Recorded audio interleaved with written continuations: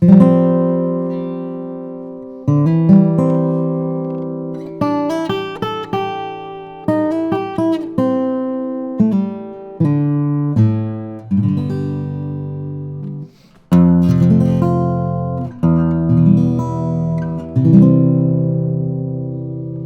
back to Studio One Vintage Guitars, New Zealand's home of vintage guitars. Today we have a special guest with us, but we're going to start talking about a new guest we have in store. We have these 24 karat gold plated strings from Germany called Optima. Now if you look carefully, you can see I've got what look like bronze strings, but they're actually gold. And the wire, the B and E strings are also gold as well. Now, this isn't just, let's have some fancy strings plated in gold. The idea behind these strings is that the gold plating stops grime and moisture getting into the strings. So these are kind of a new look at high-end, long-life strings. Now, I've just put these onto my guitar here, and I'm going to see how they go over the next 2 or 3 months. But Garrick, the shop owner, he has had a set of these on one of his guitars at home for the last few months, and he said they haven't changed in tone at all, and they haven't tarnished at all. So I'm very excited to see how these play out. So we're going to take an opportunity to talk about strings today, and this guitar here, we'll do some more videos on it shortly. But we'll start by just talking about strings, and I'll start by giving you my perspective on strings and where I kind of started with them. So we all know that strings vary, and there's lots of different kind of factors that can influence what you're gonna buy and how you're gonna use them. Initially, when I moved to steel string guitar, I tried out all the brands. So I got the gauge that I was gonna try.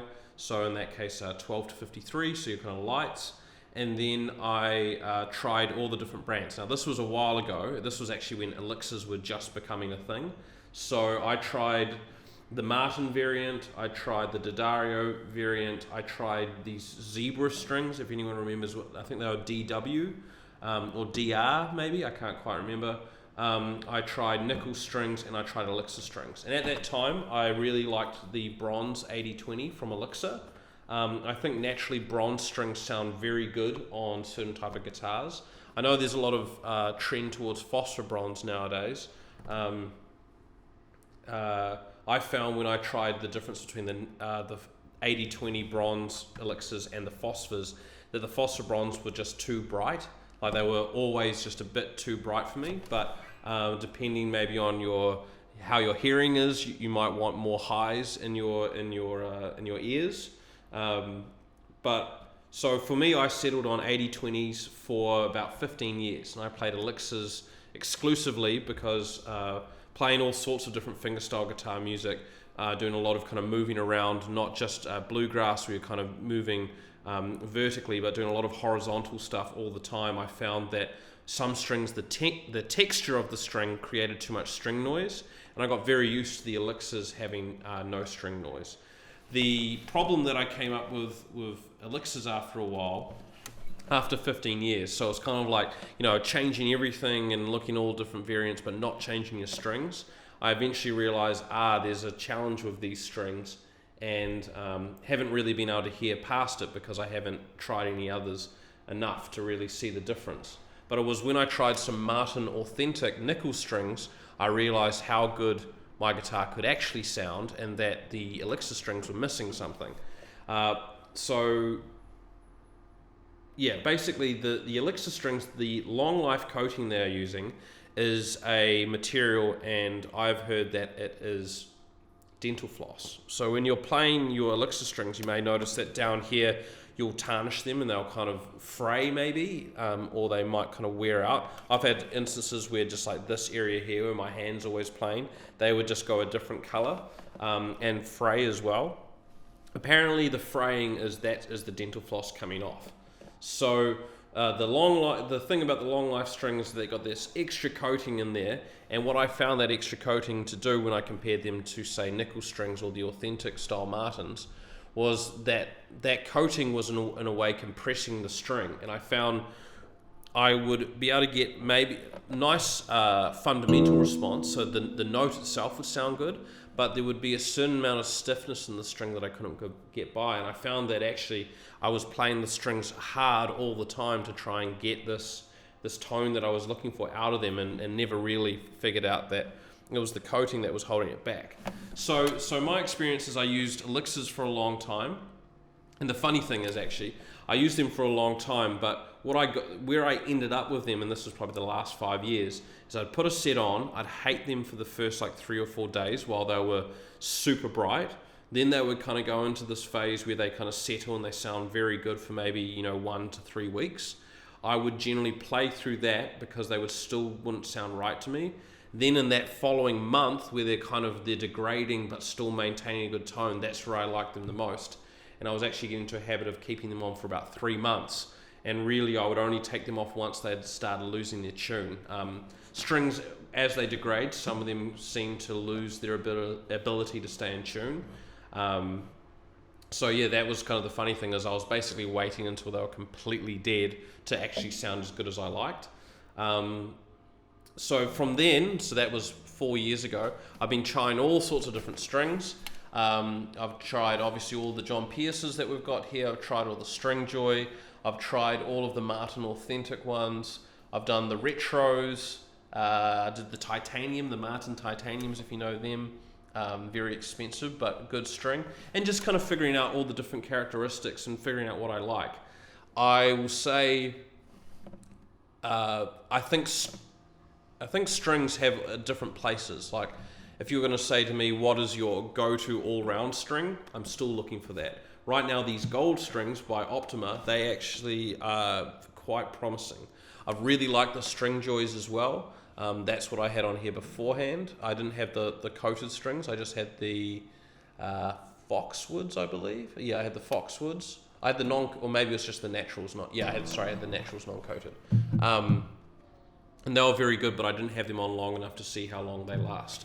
But basically, I think there's different categories of strings. There's strings that I would say put on before a gig. I'm going to use these strings, play them for a few days, then play them at a gig, like a concert or something, and then I'm going to take them off and replace them with something else. There's other strings that I would use for recording, like I know these are going to sound really good in a day after playing them a little bit, so I'll take them in to record with them. Right now, in my mind, the John Pierce, the phosphor bronze, the whatever gauge you want, but the phosphor bronze, they have really impressed me, and I see them right now as my kind of go-to mid-range string. But these gold strings, I'm going to have them on my guitar really until a string snaps or they really sound awful. But according to Garrick, they don't really tarnish. So my interest is this the perfect long life string? They cost a lot more. 24 karat gold means they're going to cost a bit more than usual. I think they're going to cost at least twice what a set of elixirs cost.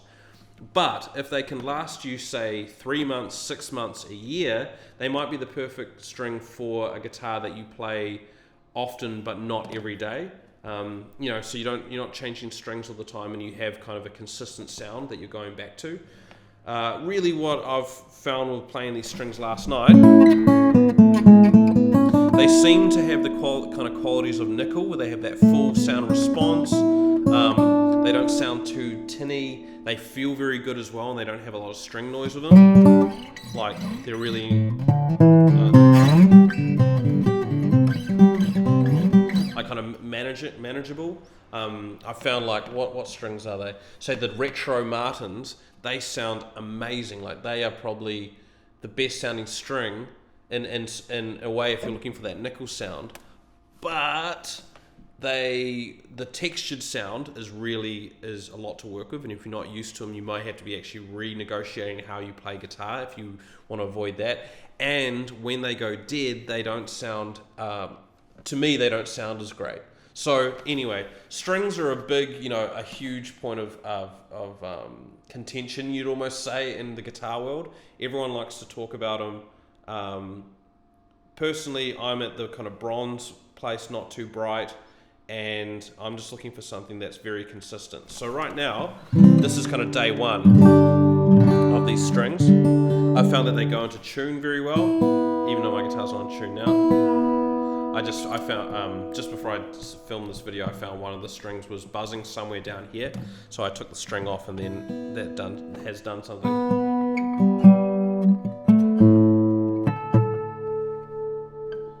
But anyway, I'll show you the string itself very quickly.